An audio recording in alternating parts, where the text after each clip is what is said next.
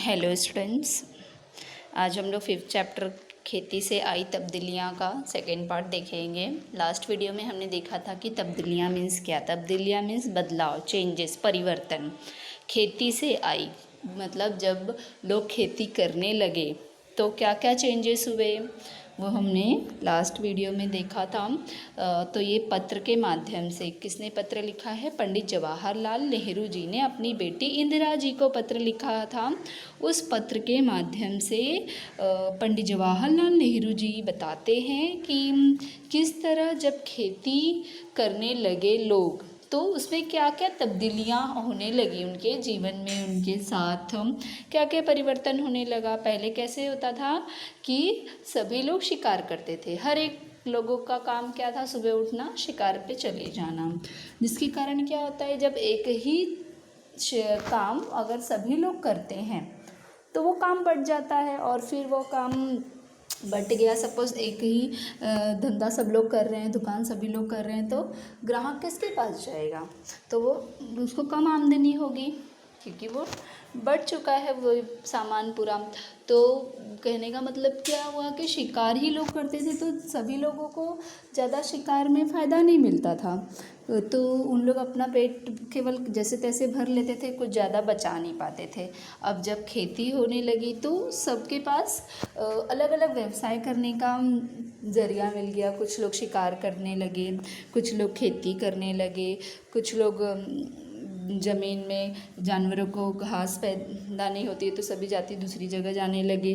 तो इस तरह से कुछ लोग बुआई का काम करने लगे, जुताई का काम करने लगे। तो कहने का मतलब जब खेती होने लगी तो परिवर्तन हो गया। फिर आगे हम नेक्स्ट स्टैंजा में पढ़ेंगे, पेज नंबर 36। खेती करने का दूसरा अच्छा नतीजा यह हुआ कि गांव और कस्बे बने। जब लोग खेती करने लगे तो गांव बना, कस्बा बना, गांव से भी छोटा छोटा एरिया, लोग इसमें आबाद होने लगे। पहले लोग कहाँ रहते थे? जंगलों में, ऐसे ही बंदरों के जैसा जीवन व्यतीत करते थे। लोग अब इसमें आबाद होने लगे। खेती से पहले लोग इधर उधर घूमते फिरते थे और शिकार करते थे। उसके लिए एक जगह रहना ज़रूरी नहीं था, शिकार हर एक जगह मिल जाता था। इसके सिवा उन्हें गायों, बकरियों, दूसरे जानवरों की वजह से इधर उधर घूमना पड़ता था। इन जानवरों को चराने के लिए चारगाहों की ज़रूरत थी। एक जगह कुछ दिनों तक चरने के बाद ज़मीन में घास ख़त्म हो जाती थी तो लोग चेंज कर लेते थे अपनी जगह जहाँ पे घास होगा। जब लोगों को खेती करने आ गया तो उनका ज़मीन के पास रहना ज़रूरी हो गया कि इस महीने बुआई कर रहे हैं, फिर उसको देख रेख करनी पड़ेगी, पानी डालना पड़ेगा समय समय पर। तो उनको रहना पड़ गया, रह कर फिर वहाँ पे गांव बन गया। ज़मीन को जोत जोत बोकर वो छोड़कर नहीं जा सकते थे। उन्हें साल भर तक लगातार खेती का काम लगा ही रहता है और इस तरह गांव और शहर बन गए। फिर दूसरी बड़ी बात क्या हुई कि खेती से पैदा हुई वह यह थी कि आदमी की ज़िंदगी ज़्यादा आराम से कटने लगी। खेती से ज़मीन में अनाज पैदा करने लगे। पहले कैसे कि शिकार करते थे, कच्चा ही खाते थे, किसी को कुछ पता ही नहीं था कि कैसे बनाना है, कैसे खाना है। आग भी हम इतिहास में पढ़े हैं कि किस तरह से जो है आग उत्पन्न हुआ। फिर लोग अनाज जो लोग मांस वास खाते थे वो जलाकर भूनकर खाने लगे तो उनको टेस्ट पता चला। तो दूसरी बड़ी बात क्या हुई कि आदमी की ज़िंदगी और आराम से कटने लगी। खेती से ज़मीन में अनाज पैदा करना सारा दिन शिकार खेलने से कहीं ज़्यादा आसान था। इसके सिवा ज़मीन में अनाज भी इतना पैदा होता था कि जितना वो खा नहीं सकते। सही बात है ना कि जिसके पास खेती होता है वो क्या साल भर का पूरा अनाज, गेहूँ, चावल, दाल सब रख लेता है और जो और बचता है वो दुकानों में बेचता है, जिसके कारण उसके पास पैसे भी मिलते हैं।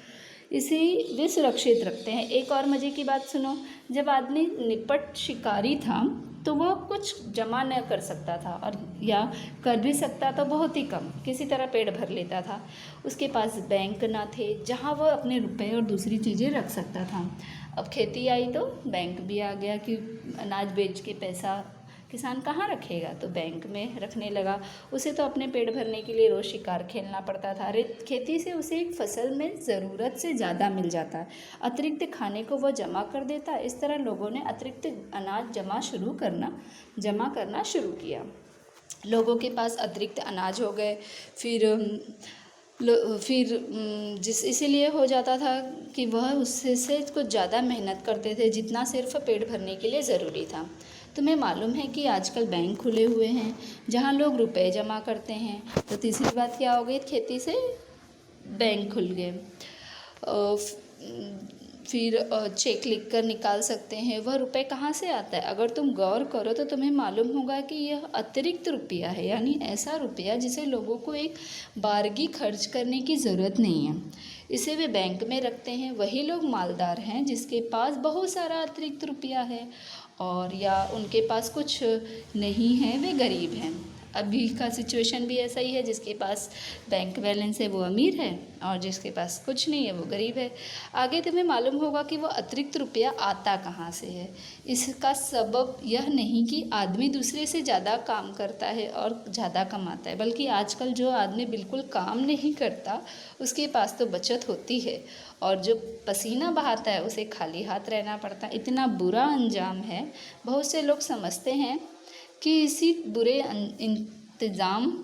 इतना बुरा इंतज़ाम है। बहुत से लोग समझते हैं कि इसी बुरी इंतज़ाम के कारण दुनिया में आजकल इतने गरीब आदमी हैं। अभी शायद तुम यह बात समझ ना सको, इसीलिए इसमें सिर ना खपाओ। थोड़े दिनों में मैं तुम्हें समझने लगूंगी।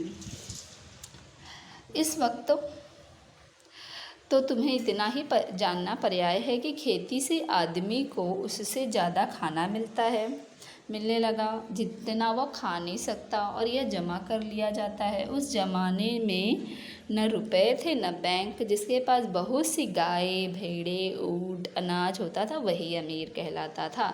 जब पहले जो है बैंक बैलेंस नहीं देखा जाता था, जिसके पास बहुत सारी गाय हैं, भेड़ है, बकरियां हैं, वही अमीर है, बहुत सारा अनाज भरा हुआ है। तो यहाँ पे नेहरू, तुम्हारे पिता जवाहरलाल नेहरू, तो यहाँ पे पिताजी ने, जवाहरलाल नेहरू जी ने अपनी बेटी को बताया कि खेती के माध्यम से कौन कौन से बदलाव हुए। मानवीय सभ्यता का विकास हुआ, लोगों के रहन सहन का बदलाव हुआ, बैंक आई, रुपए पैसे जमा होने लगे, गांव कस्बे बने। तो यहाँ पे हमारा ये 5th चैप्टर फिनिश होता है। Thank you.